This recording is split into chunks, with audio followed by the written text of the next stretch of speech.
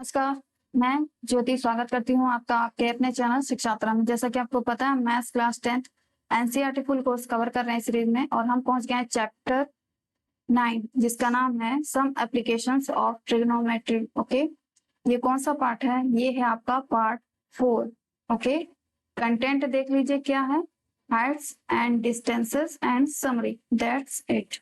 Okay, so let's continue with तो question number 9, क्योंकि हमने 8 तक ऑलरेडी कंप्लीट कर लिया। ठीक है, तो क्वेश्चन नंबर 9 से स्टार्ट कीजिए। क्या कह रहा है क्वेश्चन नंबर 9? पढ़िए। The angle of elevation of the top of a building from the foot of the tower is 30 degree. Okay, and the angle of elevation of the top of the tower from the foot of the building is 60 degree. If the tower is 50 meter high, find the height of the building. Okay? तो सबसे पहले figure draw कर ले, otherwise figure draw नहीं करेंगे तो हमें समझ नहीं आएगा। लेकिन फिगर भी बिल्कुल सही ड्रॉ होना चाहिए। अगर फिगर गलत हो गया तो आपका आंसर गलत करने से कोई नहीं आपको रोक पाएगा। ठीक है, चलो ऐसे एक फिगर बनेगी। इसमें क्या कुछ है मैं बता रही हूँ अभी सब one by one. A B C D. Solution start करेंगे यहां से। लेट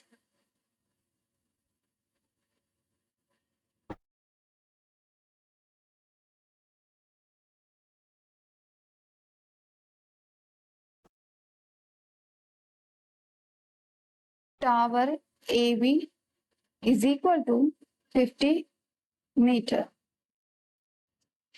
ए बी को हमने क्या माना? सॉरी, ए बी नहीं, यहाँ पे क्या रहेगा? ए बी नहीं,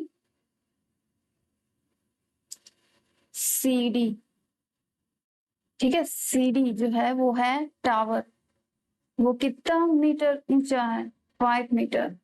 ठीक, हाइट जो है 5 मीटर है टावर की। तो जैसे बोल रहा है क्वेश्चन वैसे कर रहे हैं। The angle of elevation of the top of a building, building ये है, and A B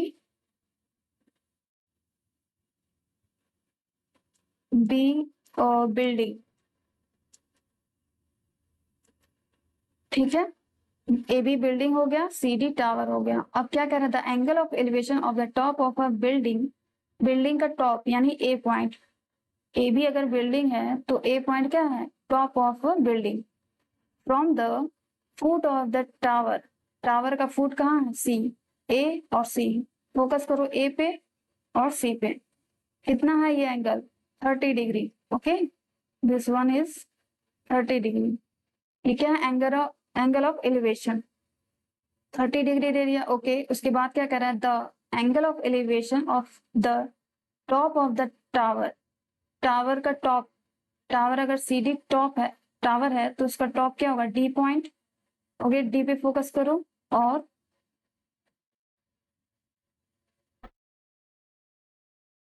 of the tower from the foot of the building, building A B है तो ए बी का फुट कौन सा होगा? बी। डी और B, D B, B D. ये एंगल ऑफ एलिवेशन कितना बना रहा है? 60 डिग्री। ठीक है, ये 30 डिग्री है और ये 60 degree. If the tower is 50 metre high, yes C D is tower 50 metre high है, तो हमें फाइंड करना है क्या? बिल्डिंग की हाइट, यानी ए बी हमें यही हमें फाइंड करना है। ठीक है, तो जैसा कि आप देख सकते हैं यहाँ दो ट्राइंगल बन रहा है। जैसे पहला ए बी सी, दूसरा है बी सी बी। तो वन बाय वन हम सॉल्व करते हैं इन ट्राइंगल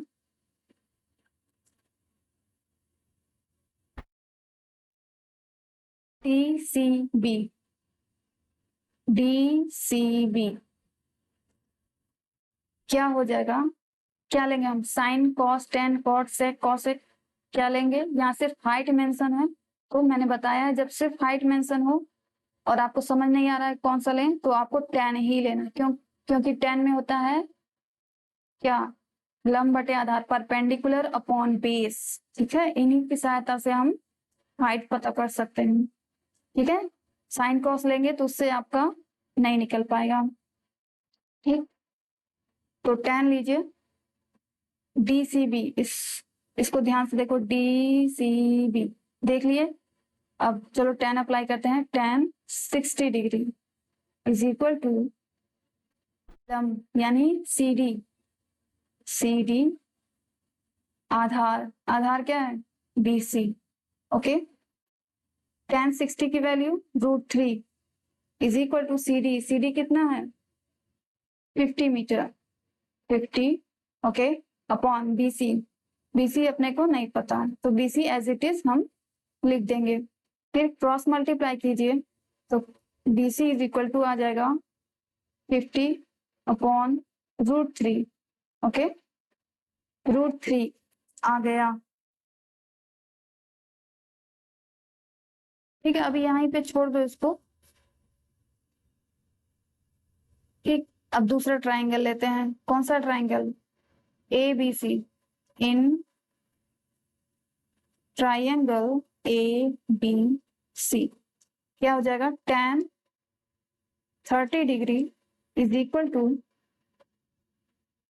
लंब है अपना AB, आधार है BC। ठीक है, tan 30 की वैल्यू क्या होती है, tan 30 की वैल्यू होती है 1/√3। Okay, is equal to AB। अब AB तो हमको पता नहीं, AB हमें निकालना है, अपॉन BC की वैल्यू सपोज ये है हमारा इक्वेशन 1, तो BC की जगह हम लिख देंगे 50/√3। यहाँ अगर लिखना हो तो लिख सकते हो फ्रॉम इक्वेशन 1। ठीक है, इक्वेशन 1 से हमने क्या किया, BC की वैल्यू को पुट किया। अब चलो बस इसको सिंप्लीफाई करना है और कुछ नहीं। तो इधर तो बटे का बटा है, इसको सॉल्व करो, 1/√3 इधर तो एज इट इज उतर जाएगा, बट इधर क्या होगा, AB/1। ओके, इनटू ये जो नीचे वाला है वो क्या हो जाता है, पलट जाता है, √3 ऊपर चला जाएगा और 50 नीचे आ जाएगा। ओके, तो चलो अब इसको सिंप्लीफाई करो, 1/√3 is equal to AB into √3 क्या हो जाएगा, AB√3 हो गया, 50 1 50। ठीक है, अब क्रॉस मल्टीप्लाई कीजिए, 50 चल जाएगा इधर, 50 1 50 अपॉन √3 पहले से था, और AB वाला √3 वो भी आ जाएगा यहाँ, तो √3 दो √3 हो जाएंगे और AB अकेला बचा रहेगा। ठीक है, फिर उसके बाद 50 अपॉन √3 इंटू √3 क्या हो जाएगा, 3 इज इक्वल टू AB, या AB is equal to, divide कीजिए, 3 से डिवाइड करेंगे 50 में तो क्या आएगा,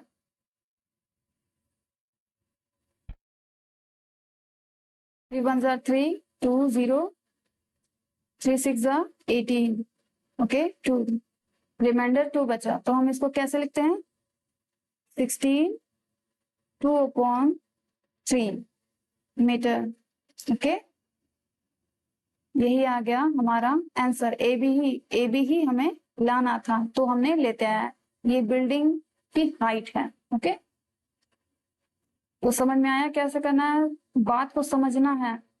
ठीक है, ऐसा मत कर देना कि बिल्डिंग को लंबा बना देना, समझ में आ रहा है, बिल्डिंग को टावर को नीचा बना देना, क्योंकि जिस तरह से इसने कहा है ना उसी को फॉलो करते हुए ही टावर की हाइट अधिक रहेगी, बिल्डिंग की कम रहेगी। बिल्डिंग, ठीक है, ऐसा दोनों इक्वल हो सकते थे, मतलब ठीक है, टावर भी हमको कुछ पता नहीं, 50 मीटर सिर्फ टावर की हाइट दी थी, बिल्डिंग हमें नहीं पता था कि उससे छोटी बनेगी या उससे बड़ी बनेगी।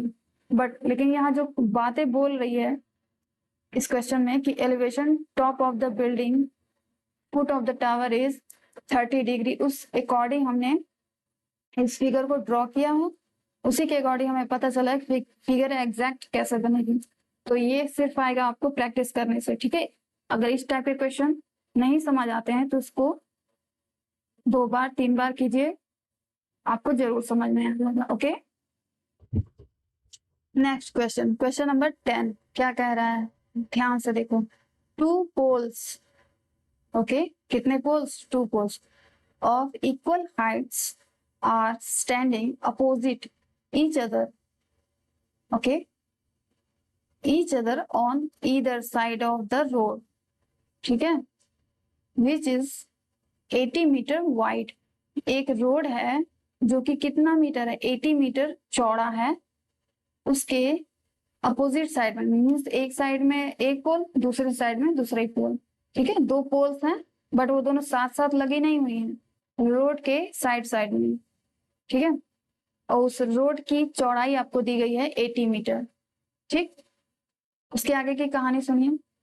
From a point between them on the road the angle of elevation of the top of the poles are 60 degree and 30 degree respectively। उस जो रोड है उस किसी पॉइंट से इन दोनों का एलिवेशन ऑफ एंगल बन रहा है 60 डिग्री 30 डिग्री रिस्पेक्टिवली। तो फाइंड करना है, find the height of the poles, उस पोल्स की लंबाई हमें मतलब हाइट पता करनी है, and the distances of the point from the poles, और पोल से कितनी दूरी पे है वो भी हमें बताना है, ठीक है, वो डिस्टेंस भी हमें फाइंड करना है। तो चलो इसका फिगर ड्रॉ करते हैं। ये रहा इसका फिगर जिसमें टू पोल्स, सपोज ये है हमारे पोल, इसको नाम दे देते हैं A B C D E. Solution, let A B and E D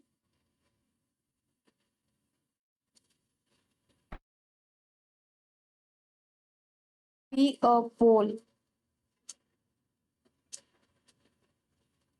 okay, A B और ई डी पोल्स हैं, ठीक है, जो कि इस रोड क्या है यहाँ पे,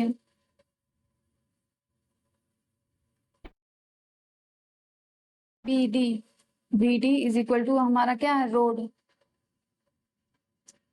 ठीक है। रोड की विड्थ कितनी है, कितना चौड़ा रोड है, 80 मीटर, 80 मीटर।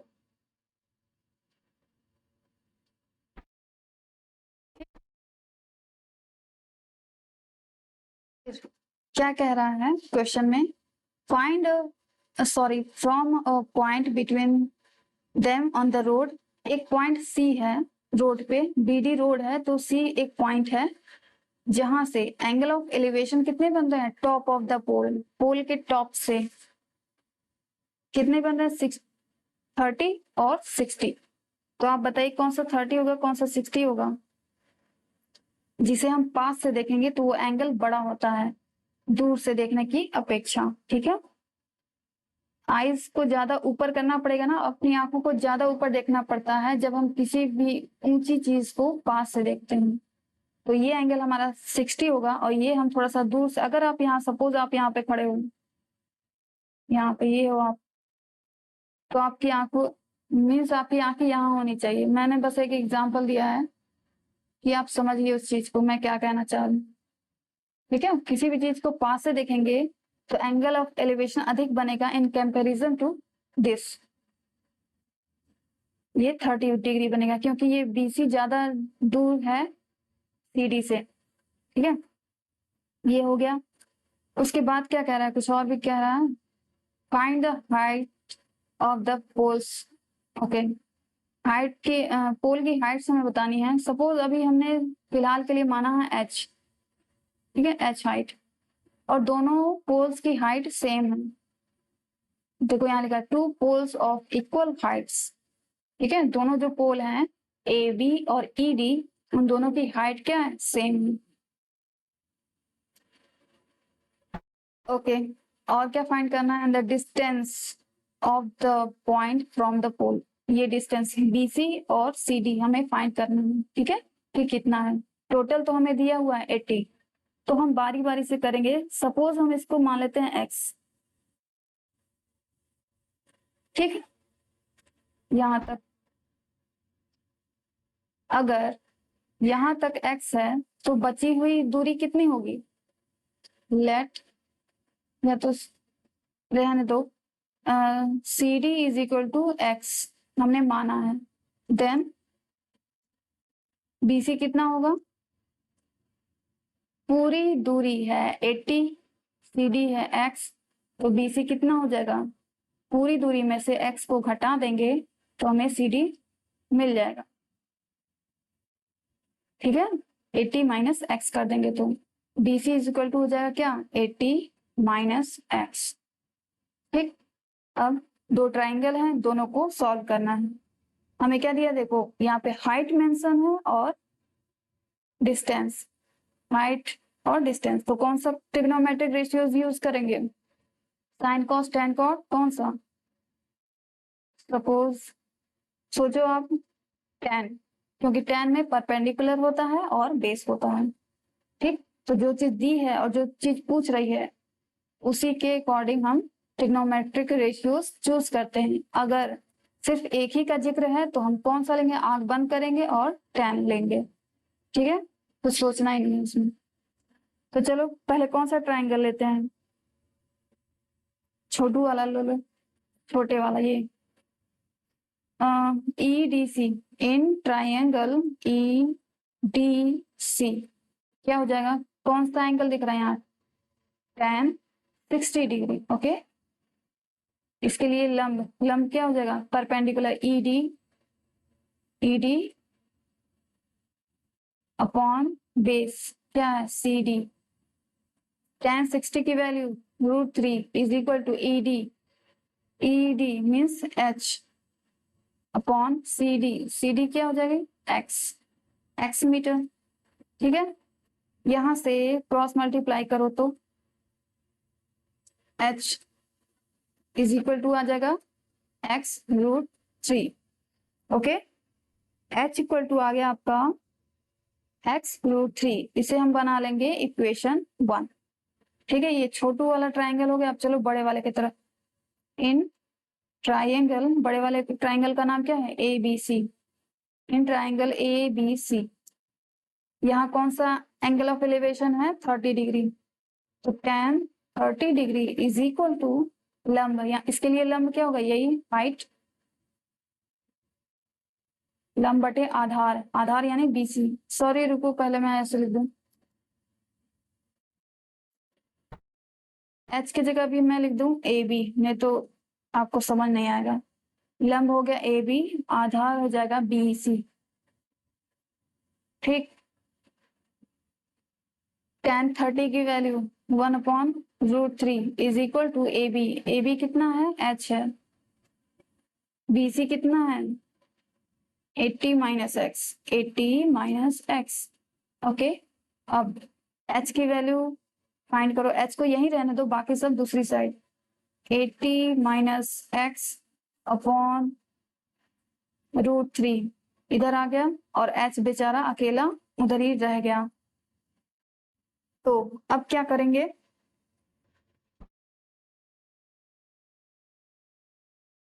कर सकते हैं, ठीक है, यहां भी पुट कर सकते थे, चलो यहां ही कर दे रहे हैं। ठीक है,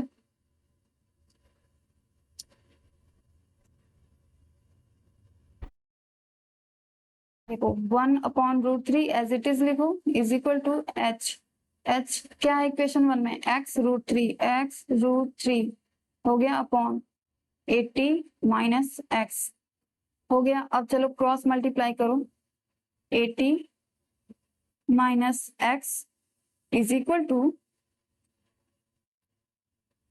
x√3 इंटू √3। ठीक है, तो सॉल्व करो इसको। 80 minus x is equal to x into √3 कितना? 3। तो ये आ जाएगा 80 minus x is equal to 3x आ गया। अब 80 यहीं रहने दो, 3x यहाँ लिखो, माइनस एक्स है उस साइड जाएगा तो प्लस एक्स हो जाएगा ना। इसके बाद क्या करूं? नेक्स्ट पेज पे चलो करते हैं। 80 क्या था यहाँ 80 is equal to 3x plus x, कितना x 4x। ठीक है,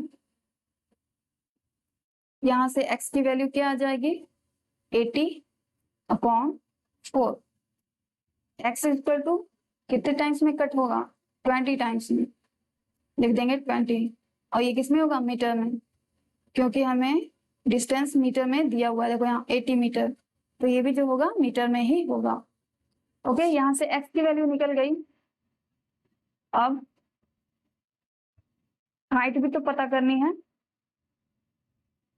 ठीक है, तो हाइट के लिए फ्रॉम इक्वेशन 1 लिखेंगे, फ्रॉम इक्वेशन 1।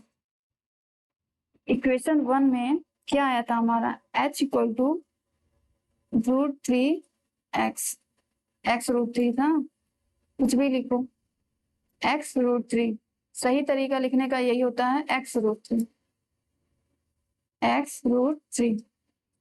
तो एज इट इज रखो, x की जगह हम लिख सकते हैं 20√3, ये भी मीटर में होगा। तो हाइट, अब ये बताओ कौन सा पोल की हाइट है,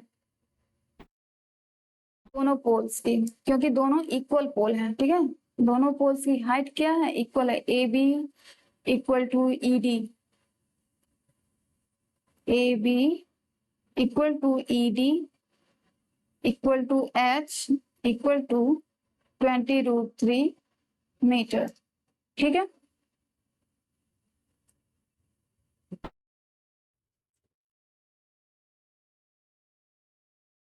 हाइट ऑफ द पोल्स ये हमारा फाइंड हो चुका है, ये जो मैंने अंडरलाइन किया है। अब and the distance of the point from the poles, ये जो पॉइंट सी है ना, ये पॉइंट सी, यहां से पोल का डिस्टेंस यानी बीसी और सीडी भी हमें फाइंड करना है।